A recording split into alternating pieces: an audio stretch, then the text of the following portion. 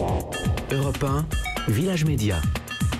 Philippe Vandel. En compagnie de Thomas Touroud, Yapa Peno et Jérôme Casadieu, vous êtes le directeur de la rédaction du journal L'Équipe. Question simple, quel dispositif pour la Coupe du Monde ? Alors on a envoyé 26 reporters, photographes, JRI et print et numérique. 11 seront sur l'équipe de France pour vraiment rien manquer des infos. Il y a plus de journalistes de l'équipe que de joueurs français. J'ai relevé ce chiffre, c'est juste dingue, ils sont 23 les gars. Traditionnellement l'équipe vend beaucoup plus au moment des Coupes du Monde. Votre plus gros score historique c'était le lendemain de la finale gagnée contre le Brésil 3-0. 1 650 000 exemplaires vendus. En 2018, pour cette Coupe du Monde, vous visez quel objectif ? Vous imaginez quelle progression des ventes ? Alors, si les Français venaient gagner la Coupe du Monde, je pense qu'on pourrait atteindre pas loin d'1 million de ventes en kiosque. Après, on a beaucoup d'abonnés aujourd'hui sur le numérique. Donc, on a près de 150 000 abonnés numériques. Donc, on va aussi prendre énormément d'abonnés pendant les 15 jours, les 3 semaines qui vont venir. Là. Au quotidien, moi j'ai lu 20%. Vous attendez 20% de ventes en plus au quotidien ? Oui, là, d'ici à une finale, si jamais les Bleus allaient loin, on espère 20%, vraiment une progression de notre audience en moyenne de 20%. Et moi, je fais partie de ces gens-là qui n'achètent jamais l'équipe, mais sauf peut-être pendant la Coupe du Monde, ça peut m'arriver d'aller en kiosque. Puisque vous parlez des Bleus, je vais parler d'actu. Hier, c'était le premier match avec la Russie. Ce soir, il y a peut-être le plus beau match des qualifs Espagne-Portugal. Et votre une, elle est sur les Bleus. Il n'y a que les Français qui font vendre. Non, pas nécessairement. Je pense par exemple, là les Bleus vont jouer le lendemain d'Espagne-Portugal, mais ils joueraient par exemple lundi et Espagne-Portugal par exemple serait un match extraordinaire ce soir. On ouvrirait sur Espagne-Portugal demain. Donc ça dépend un peu des circonstances. Ce qui est sûr, c'est que notre fil rouge, ça reste l'équipe de France. Et ce qui intéresse vraiment les gens, et encore une fois, les Bleus sont pas encore rentrés dans la compétition. C'est Kylian Mbappé aujourd'hui qui est la une de l'équipe, qui est le joueur qui enthousiasme pas mal nos lecteurs, les auditeurs, etc. Donc c'était logique qu'on aille sur ce sujet. Alors Raphaël l'a dit, traditionnellement on achète l'équipe pour avoir l'analyse du match, le débrief, sauf que désormais tout le monde s'y est mis. Petit zapping, c'était hier, après le match Russie-Arabie Saoudite, on a fait le tour des chaînes.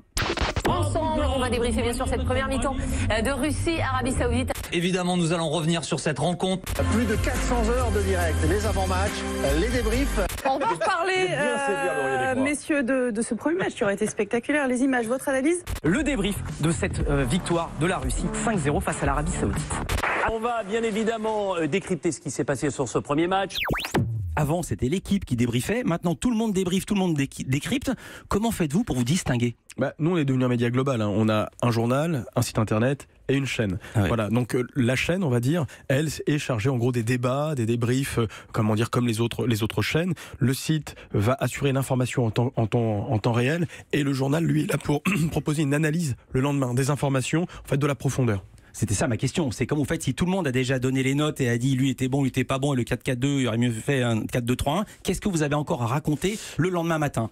Nous, c'est les informations. Je rappelle que par exemple, dans le journal d'hier, on est les seuls, on est les premiers à annoncer que Deschamps va changer son équipe type, puisque Giroud est sur le banc, sera sur le banc demain, puisque Pavard, va jouer en tant que latéral droit, et que Matuidi est aussi sur le banc. Donc voilà, ce sont des éléments. Nous, on a les informations, et puis même si tout le monde donne des notes, aujourd'hui, pour nos lecteurs et globalement pour les fans de foot, les notes de l'équipe, c'est pas les notes de tout le monde. Et je veux dire quelque chose qui est très très bien fait dans l'équipe, c'est que tous les jours il y a tout le calendrier de tout, on réexplique chaque jour le principe des qualifs, comme il y a le classement tous les jours pour le championnat. Thomas Touroud, je voyais hausser l'œil en écoutant le commentaire sur le débrief. Il y en a trop de débriefs ou pas du tout ?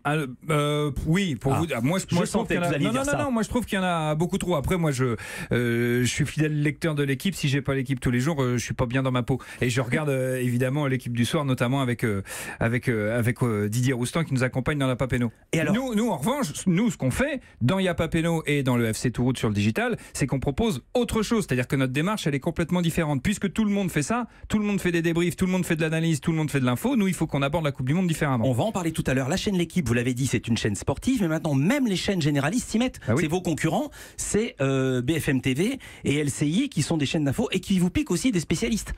Oui, mais enfin, si on regarde les audiences, le débrief de la chaîne L'Équipe est toujours premier. Il est même premier, sur... Il y a un précédent fâcheux pendant l'Euro, c'était BFM TV qui était passé devant.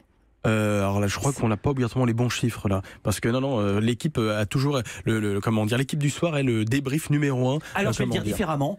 BFM TV se vantait d'être passé devant l'équipe. Ah, oui, alors ça, après on vérifiera tout ça. Ça, il y a la bonne communication. Donc, Raphaël, vous voulez dire un truc? Oui, moi j'ai une question. Ce sont les Bleus donc qui sont en une de l'équipe avec Kylian Mbappé. Les Bleus, ils sont parfaits, ils sont bien coiffés, ils ont plus les cheveux jaunes. Ils publient des photos super sur Instagram qui sont un peu cornaquées par la FFF. Est-ce que ça se passe vraiment comme ça? On est dans la pure com là. Bon, non, ça se passe pas obligatoirement comme ça. Donc il y a tant de journalistes dans le vestiaire partout pour les suivre. Non, on sait par exemple que voilà, les joueurs sont pas toujours des amis entre eux. Ouais, ça veut pas dire pour autant qu'ils se mettent des tartes du matin au soir, mais non. Après, là aujourd'hui, c'est le début de la compétition. On présente une image qui est plutôt une image unie. Tout va bien. Voilà, c'est un peu l'union sacrée avant. Est-ce que c'est pas un peu lisse? C'est ça le sens de la question. Moi, j'aime pas Vandel, mais on travaille dans le même bureau et on s'est jamais battu. Ouais, pas de souci. Open space. Exactement. Et c'est sûrement trop lisse. Maintenant, on a des nouveaux footballeurs qui sont un peu moins lisses. Je pense qu'un mec comme Kylian Mbappé, qui est passé en conférence de presse l'autre jour, tient des propos qui sont assez différents de ceux qu'on a souvent entendus. Donc on a quand même des joueurs qui ont un peu plus de relief aujourd'hui. Puisqu'on parle d'aspérité, déjà il n'y a pas de sextape, donc c'est tant mieux. Et puis l'équipe de France a une casserole. C'était la Coupe du Monde en 2010 quand les joueurs n'avaient pas voulu descendre du bus. Mais vous-même, le journal de l'équipe, vous avez une casserole. Ne pas avoir cru en Aimé Jacquet en 97-98 et qui vous a répondu vertement, sans vous nommer, le soir de la finale après la victoire. Comment vivez-vous avec cette casserole ? Écoutez, on a fêté les 20 ans, je vais redire ce qu'on a dit. Moi, j'ai fait un édito il y a une semaine pour dire que voilà, moi j'étais lecteur à l'époque, j'étais étudiant, j'étais pas l'équipe, comme la plupart des gens qui travaillent aujourd'hui à l'équipe. Donc évidemment, il y a eu une personnalisation, du débat autour d'Aimé Jacquet qui a été une erreur. Voilà, je le redis. Voilà, il y a eu une qui a été sûrement de mauvais goût. La une avec On joue à 13. Il y a eu des éditos qui étaient très acides, etc. Maintenant, je redonne juste le contexte. À l'époque, voilà, le jour où il y a la conférence de presse d'Aimé Jacquet qui présente sa liste élargie. Moi j'ai consulté des collègues, des confrères, tout le monde pensait la même chose. C'est-à-dire que ce qui est marrant, c'est de voir que 20 ans après, vous avez des médias, parmi lesquels vous avez des journalistes qui étaient très très anti-Jacquet, qui viennent nous donner des leçons aujourd'hui pour dire qu'on était des méchants et qu'on n'était pas très bons, alors qu'ils ont un peu oublié ce qu'ils déclaraient parfois sur des chaînes filiales de leur grande chaîne de l'époque. Europe 1.